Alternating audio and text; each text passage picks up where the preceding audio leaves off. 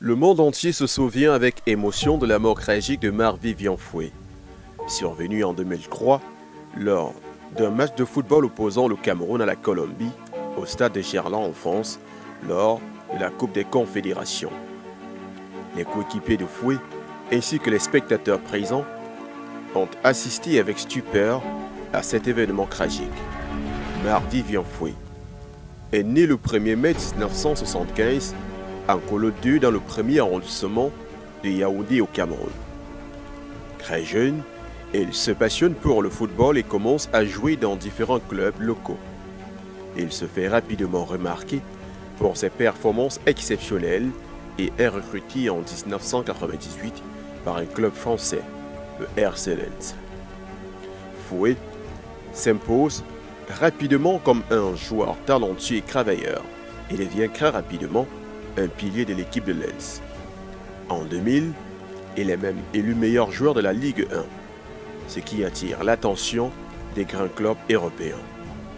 En 2002, Foé intègre l'équipe nationale du Cameroun et participe à la Coupe du Monde en Corée du Sud et au Japon. Et il contribue grandement à la belle performance de son équipe en marquant un but crucial en quart de finale face au Sénégal.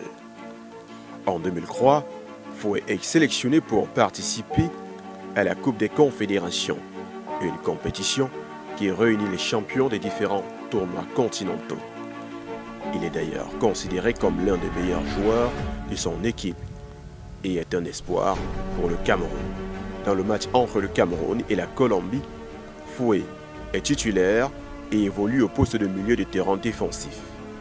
Tout semble se dérouler comme prévu jusqu'à la 72e minute, lorsque Foé s'effondre subitement sur le terrain, sans qu'aucun joueur ne soit en contact avec lui.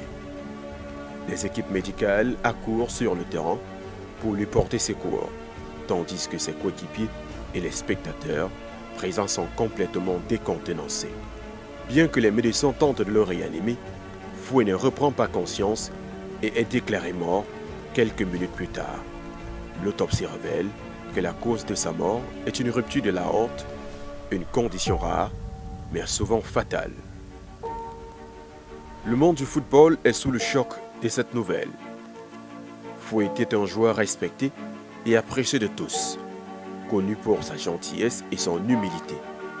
Des hommages sont organisés en sa mémoire à travers le monde entier ce 26 juin 2023, tandis que le Cameroun, son pays natal, pleure la perte de l'un de ses plus grands talents footballistiques.